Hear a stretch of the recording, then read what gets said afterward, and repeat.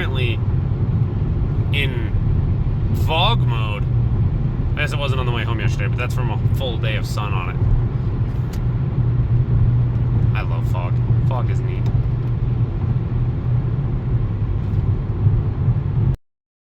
Well, I thought it was going to be just Elk Park, but turns out my entire drive, or at minimum, at least to Bernice, is going to be foggy. But then it made the only Fog Hat song I know of, Slow Ride, pop into my head. There's probably a song about fog somewhere too that I can't think of, but yeah. But for those of you watching, are they a one-hit wonder, or did Fog Hats have anything else major? Because I can't think of a single thing. Or maybe it's just that Slow Ride was such a big deal.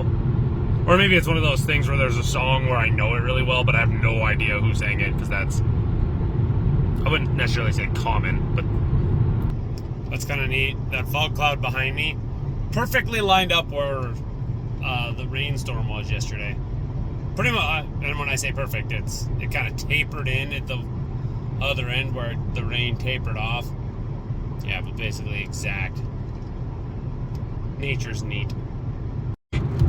I just had my wipers on full blast high and then went through a spot of sunshine.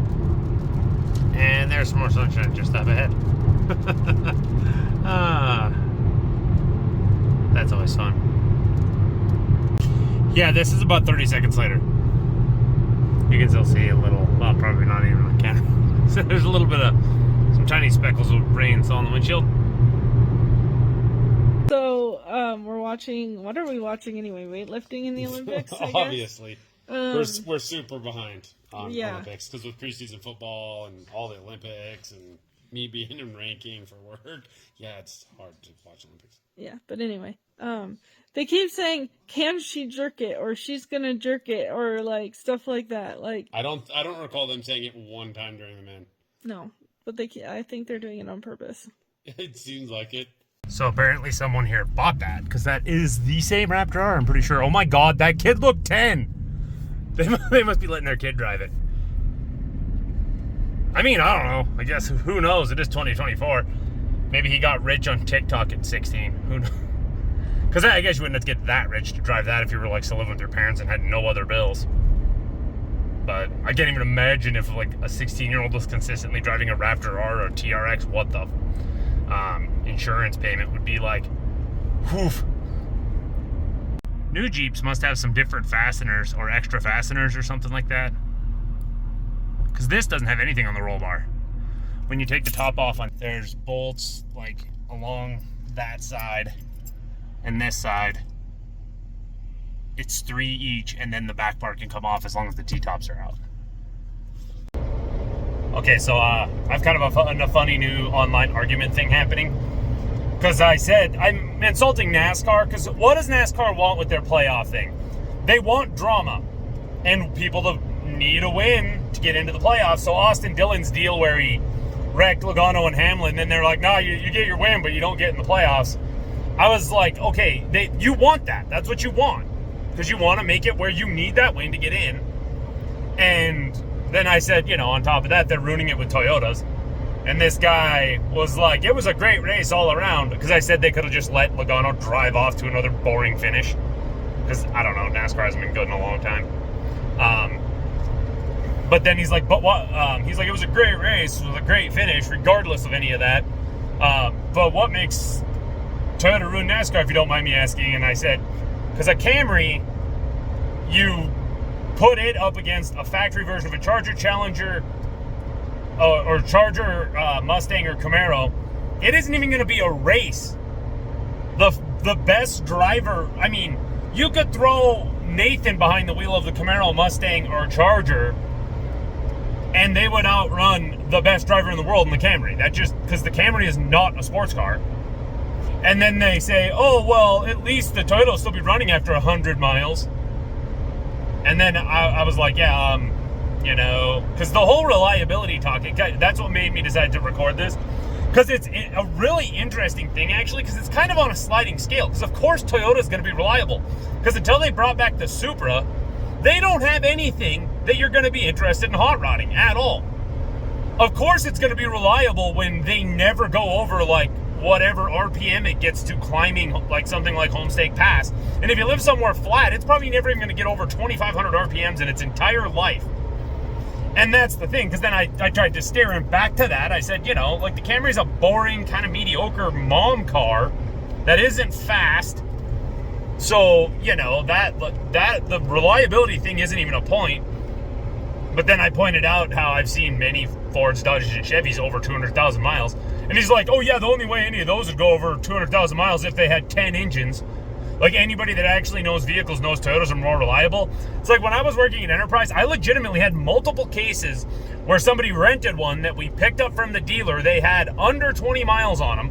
And then the first renter took them somewhere and they would not start. I had, I think it was 4 or 5 times where that happened, and it was that something went wrong in the starter literally immediately. But yeah, with all the time I've dealt with vehicles working at a car dealer and at Enterprise, I was like, dude, I have driven thousands of vehicles, not even an exaggeration, easily. And, you know, like, it's just, that's those typical keyboard warriors that are like, hey, Toyota's better. Like, it's like, okay, cool. If you want to have the most, because then the thing is too, is they're not comfortable. They're not capable. Like, anything that could, in theory, go off-road is not capable off-road. They're not comfortable, as I said. Like, build quality is I mean, they've gotten way, way better on that front. But some of the earlier Camrys I dealt with, the dash was like a toy. Like, it was worse than vehicles I drove that were from the 70s and 80s. Like, the 80s when things were really bad. But yeah, it's just kind of funny, you know, somebody that legitimately working with fleet at Enterprise has driven especially when you talk about mass market vehicles, I've driven everything you can even fathom. And a lot of them, and I had to deal with when there were like recalls, because they've also gotten better with recalls, but at that point in time, Toyota was by far the worst company for recalls. But it's just kind of funny though, because it's like, this person's like sitting there pounding away on their keyboard, probably has no experience with anything like actual vehicles besides like, I read what Consumer Reports said or something, and then they go ranting about it. But yeah, like, reliability is on a pretty sliding scale, because you think about the Jeep, when I've had it stuck before, I've bounced this thing off the rev limiter just a ton trying to get it unstuck when I've buried it to the frame in mud or snow. And then you think about, obviously, the trucks. It's a Hellcat truck, of course. I've used launch control. I've ran that thing as hard as it'll run with the factory programming. Like the 200, I've had that at the Governor many times. Passing in 2-lane, I sometimes stomp it, and same thing with the way it's programmed from the factory, have it as wound as it'll go. And I mean, I've even screwed around just to see how fast I could get a 0 to 60 according to one of those GPS things on a phone, and ran it as hard as I could to a quarter mile. And just, like, nobody's doing that with a Camry. I mean, unless you're like, you work at Enterprise and you're the type that, like, all the employees, the way they beat the crap out of the rentals. Unless you're one of them, like, nobody's hot rodding anything made by a Toyota before they brought the Supra back. So of course they're going to be more reliable, because you're never going to be hot rodding it. And I've never really thought about that fact. That's just kind of a cool thing that came out of that.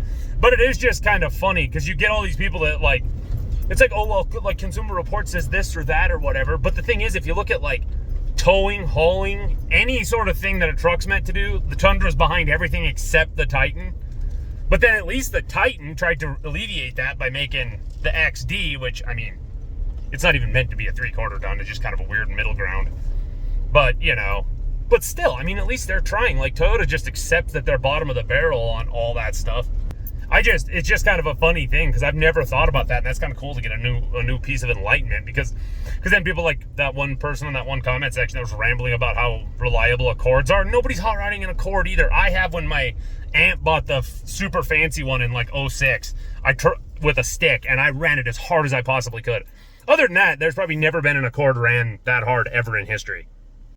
But no, that's the part I find really funny, though, is at no point do they say, oh, like, I know people that are mechanics, or I know this, or I know that. They just say, people that actually know cars. That's just all they have to say. They don't say, you know, it's always fun when it's like, ooh, you literally I have driven at least 200 Camrys.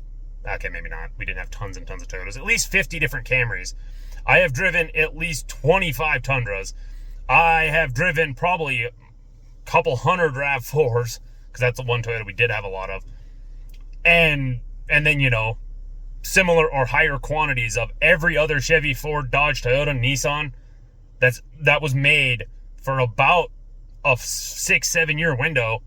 But yet, you know, you're people that actually know things, people trump the guy that actually has tons of hands-on experience. I always find that funny, because they never say, well, I have this credential that makes me qualified to say things. They just rant.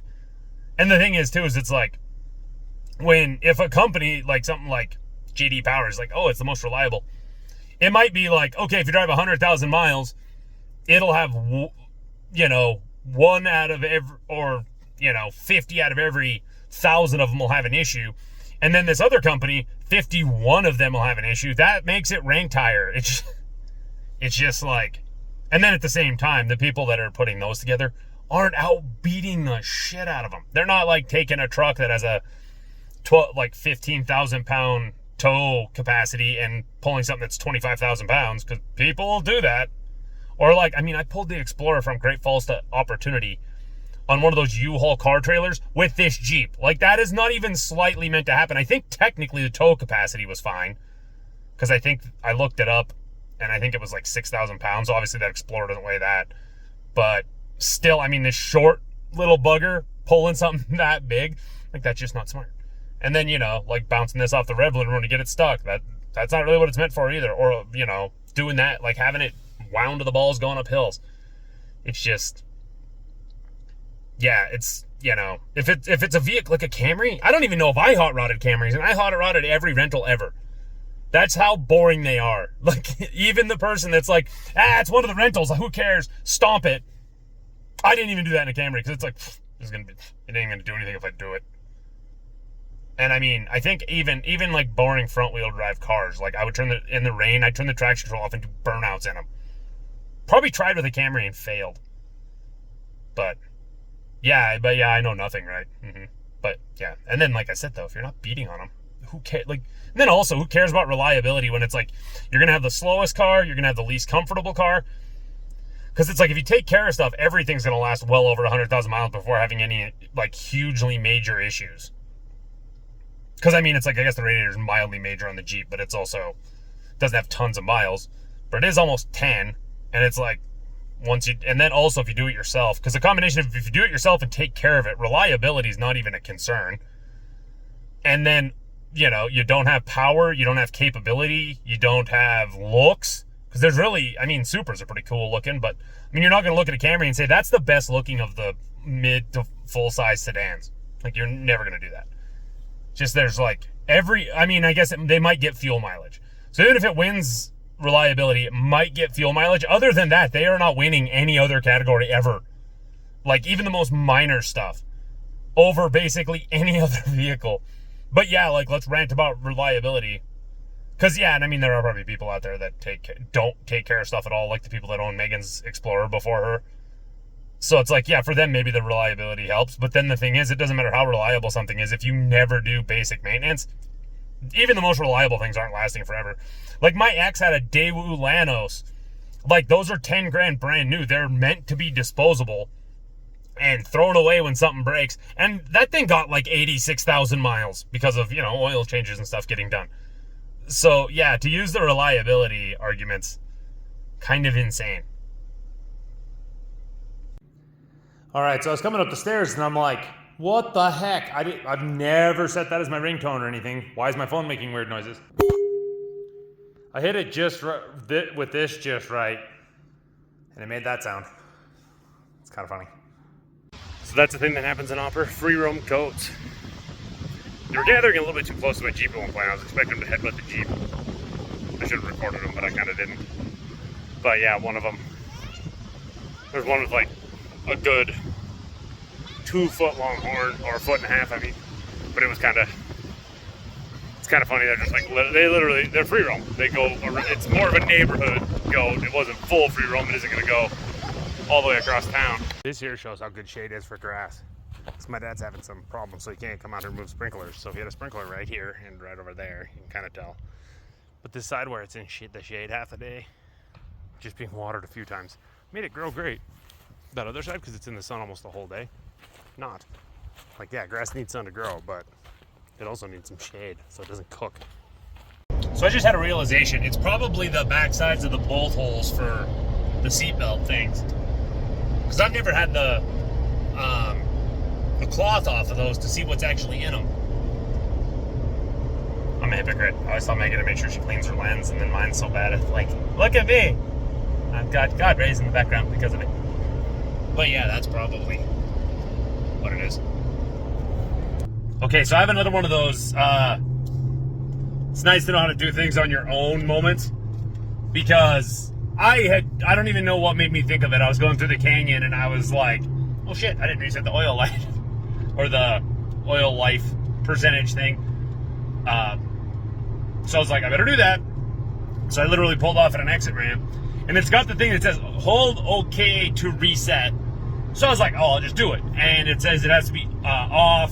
The engine has to be not running, but in the run position. So like you just don't hold the brake when you're hitting the button. But it didn't matter what I did. It would not reset holding the OK button. So the fact that I know from working in Enterprise and having oil change places forget to reset it, the trick to hit the gas pedal to the floor 4 times, because I could not get it to do it until I did it that way. Another great thing to know. So I think it's funny the NFL Top 100 mentioned the fact that Micah gets held every other play. They literally said that, and then they were like, he may be invisible to the officials, but his peers see him for who he is. Like, they're literally talking about the fact that he never gets holding calls, even though he literally always should, because he's always held. Thank you so much for watching this video. If you enjoyed it, don't forget to like, comment, subscribe, share it with your friends, hit the notification bell, and we'll see you in the next one.